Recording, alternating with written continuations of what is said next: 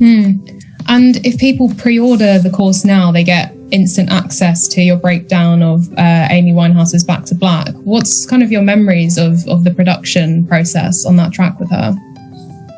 I mean, it was so fast in some ways because, you know, Amy and I, the 6 songs that we did on Back to Black together, we kind of did in 5 to 7 days. Like, I always think like, damn, I wish it did take longer because I would have more memories and more, we would have been in the studio. Not that we didn't spend plenty of time hanging out after that, but it was just so quick. But Back to Black was the first song that we wrote when we met, and because she had written a lot of the songs already, and you know, I just helped produce and arrange them. But she came in and she told me what she wanted her record to sound like, and I think she'd been working on the record for a while because it had been 3 or 4 years since Frank.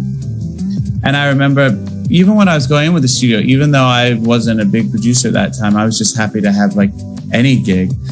I remember people being like, oh, you're working with Amy Winehouse? Like, good luck with that. Like, I heard she's been working on that album forever. And I just met this person who was so like incredibly together and lucid. I was like, I don't know who they're talking about, but I just met this incredibly smart girl who's just come in and told me like what she wants her record to sound like. And she's played me 5 demos on the guitar. It just blew me away. So I was just very excited, and I really liked it. We like instantly kind of hit it off when we're joking. And so that night when she went home, I wasn't panicked, but I was definitely like, I gotta come up with something that she's gonna dig, because she was leaving to go back to London the next day. So I stayed up all night, tinkering around with some ideas, and I had the idea for the piano chords and to Back to Black, and I did a very rough demo. And she came in the next day and played the piano. I played the demo for her, and she instantly liked it. And she went in the back room and in an hour and a half scribbled all the lyrics down and came and sang it to me. And I was like, wow. I do remember one thing that I said that I feel really stupid about, but it's, you know, I wouldn't be honest about the process if you also didn't say about the dumb mistakes you make when you're making a record, or a lot of it is when the artist is right and when to know or when to just let them do their thing. But she said, we only said goodbye in words. I died 1,000 times. And I was like, well, that doesn't rhyme. Like, it doesn't, because like in my little novice experience of that moment, I was like, you know, producer 101, the words rhyme in the chorus, they have to, or like it won't be a hit. And she just looked at me like, this is what I wrote. Like, I'm not changing this. This is what like burst out of me. So it was great. And, you know, most of the time we really were kind of like had the same ideas about stuff, but that's what I remember about that song. Mm-hmm. And you recently released the raw demo of her vocals, which obviously meant a lot to a lot of people to be able to hear that. How did you come across that, and how did it feel listening to that for the first time again? I just forgot that I had it, honestly. Like, I was making a video, I was making a TikTok.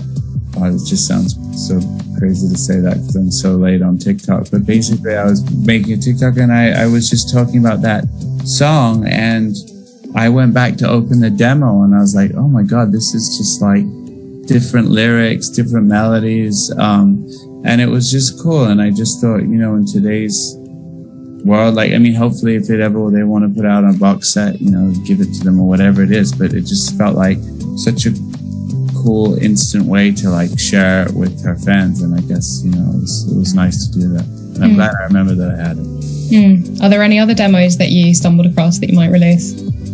I guess I have all of them, but I mean, most of them aren't very different from, but but Wake Up Alone, You Know I'm No Good, Back to Black, Rehab, all those early demos are different in some ways, you know?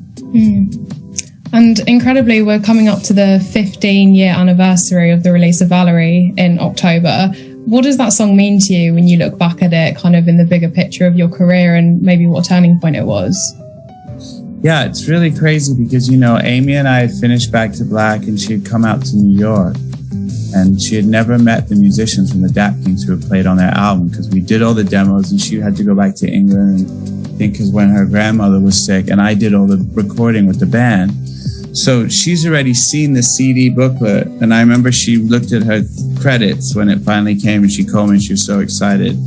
I was like in the airport in the newsstand and she goes, so you mean to tell me there's someone named Binky Griptide that played guitar on my album? I'm like, yeah, it's Binky. He's the best. Like, so it was this moment where she came to New York and met all these people that they had already done this pretty wonderful thing together that never met each other. So we're in the studio and I was making Version, finishing it up, and it was all covers, you know, and I just said, Amy, is there like a song? We got to do a song. You've been Back to Black. This is this thing. I want you on my record.